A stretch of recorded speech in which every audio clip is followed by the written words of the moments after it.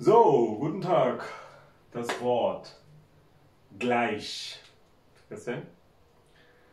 আমরা অনেকে এটা ব্যবহারটা নিয়ে এখনো ক্লিয়ার না। কোথায় কিভাবে ব্যবহার করব অথবা কিভাবে এটাকে আমরা দৈনন্দিন জীবনে আমার একটা জিনিস এখানে আমি বলবো এটা নিয়ে কথা শুরু করার আগে যে একটা ভাষায় ফ্লুয়েন্সি আনতে হইলে শুধু হচ্ছে মূল যে স্ট্রাকচার সবসময় ওইটা ধরে কথা বললে হবে না। আমাদেরকে হচ্ছে ওই ভাষার ফ্লুয়েন্সি ধরার জন্য কিছু আলাদা টেকনিক থাকে। তখন আমাদেরকে মাদার টাং যারা কথা বলে, মাতৃভাষায় যারা কথা বলে তাদেরকে ফলো করতে হবে। তো জার্মানদেরকে যদি আপনি ফলো করেন ওরা এই ধরনের প্রচুর শব্দ ব্যবহার করবে, গ্লাইশ, কোচ, গান্স কোচ, শাওমান, কুকমান এই ধরনের। সো গ্লাইশের ব্যবহারটা আমরা একটু আজকে দেখে নেব ছোট একটা পার্টের মাধ্যমে।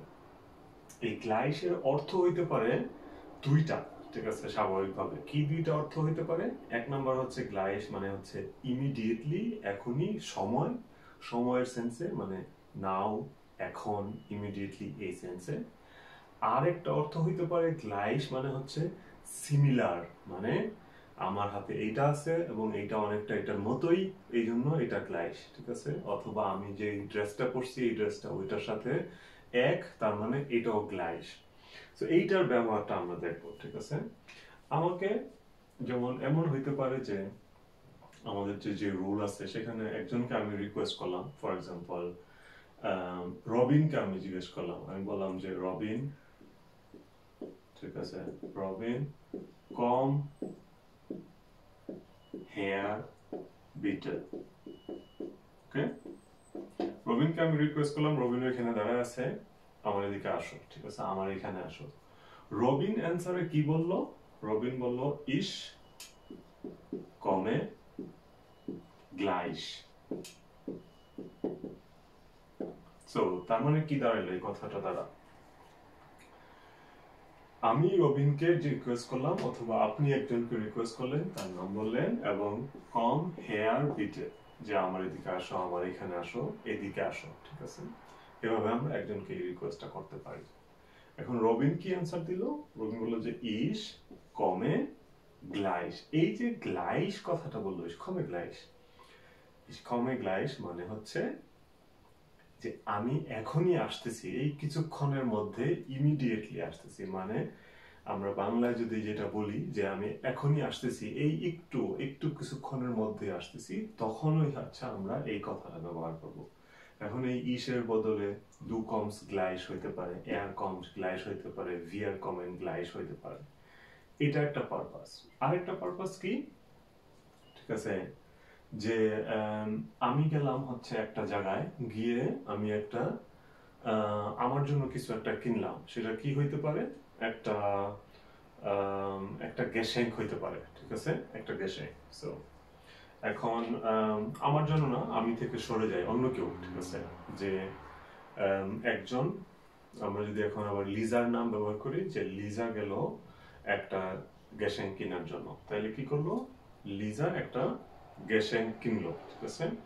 তাহলে সেটাকে আমরা যদি এখানে বাক্যে প্রথমে দাঁড়া করাই যে লিজা কাউফট ein Geschenk,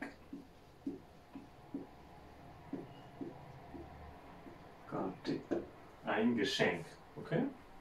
সো এটা আমরা পারি, আমরা জানি, এবং এটার অর্থ কি আমরা জানি, ঠিক আছে?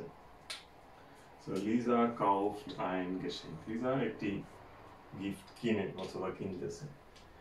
এখন আমি লিজার সাথে দাঁড়ায় আছি, অথবা আপনি লিজার সাথে দাঁড়ায় আছেন, আপনিও একটা গিফট কিনতে চান অথবা আমিও একটা কিনতে চাই, ঠিক আছে? তখন কি হবে? তখন হবে হচ্ছে যে তখন হবে যে আমরা তখন এই গ্লাইশের ব্যবহারটা করতে পারবো, ঠিক আছে? তখন কি হবে?